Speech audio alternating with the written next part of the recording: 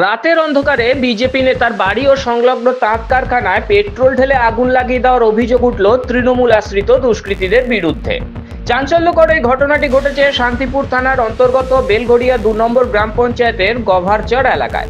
আক্রান্ত ওই বিজেপি নেতার নাম পবিত্র বিশ্বাস। তিনি বেলঘড়িয়া ২ নম্বর গ্রাম পঞ্চায়েতের বিরোধী দলনেতা তথা বিজেপির নির্বাচিত পঞ্চায়েত সদস্য।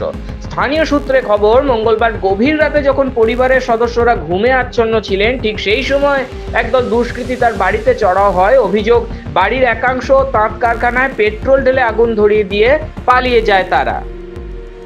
ঘরের ভেতরে শুয়েছিলাম, তো বাইরের থেকে আওয়াজ আসছে, আগুন আগুন বলে আওয়াজ আসছে। জানলা খুলতে দেখি যে আগুনটা আমাদের বাড়িতে লেগেছে। ঘর খুলে বাইরে দেখি প্রচণ্ড আগুন দাও দাও করে জ্বলছে। চিল্লার চিৎকার করতে করতে বাড়ির আশেপাশের লোকজন ছুটে আসে, গ্রামবাসীরা ছুটে এসে মোটর টোটর দিয়ে আগুনটা মোটামুটি নেভায়।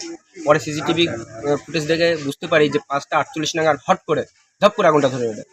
সেটা পাশ থেকে আমরা সিসিটিভি থেকে বুঝতে পারি।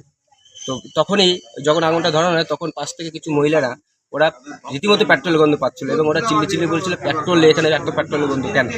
আমার পুরোটা মানে সন্দেহ ওখানেই পেট্রোল দিয়ে আমার বাড়িটাকে আগুন ধরে নিয়েছে।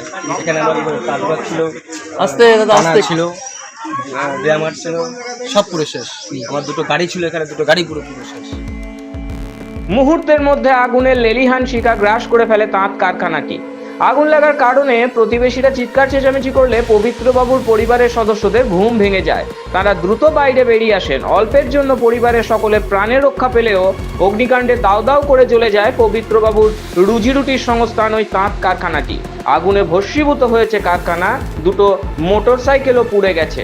ক্ষতিগ্রস্ত পরিবারের দাবি, এই অগ্নিকাণ্ডে তাদের প্রায় 7 থেকে 8 লক্ষ টাকার ক্ষয়ক্ষতি হয়েছে। ঘটনাস্থলে পৌঁছে যান স্থানীয় বিজেপি সাংসদ জগন্নাথ সরকার। মাফিক পেট্রোল ঢেলে এখানে রাতের অন্ধকারে এসে তাকে জ্বালিয়ে পুড়িয়ে মারার চেষ্টা হয়েছে। 2টো মোটর বাইকের ট্যাঙ্কার বাস্ট হলে আশপাশের ঘর বাড়িগুলো জ্বলে যেত এবং বাড়িতেই পাশে ঘর থাকার ঘর, এখানে বেশ কয়েক লক্ষ টাকার তাঁতের সাজ সরঞ্জাম তার ধ্বংস করে দিয়েছে, অর্থাৎ রুটি রোজগারে হাত পড়েছে। এর পেছনে হাত রয়েছে এখানকার ক্রিমিনাল মানসিকতা। বৃন্দাবন প্রামাণিক, তিনি সভাপতি হওয়ার পর থেকে অত্যাচার বাড়ছে।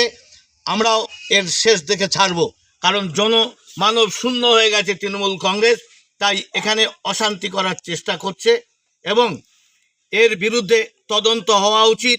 পুলিশের দ্বারা ঠিক তদন্ত হবে বলে মনে হয় না, কারণ পুলিশ দলদাসে পরিণত হয়েছে।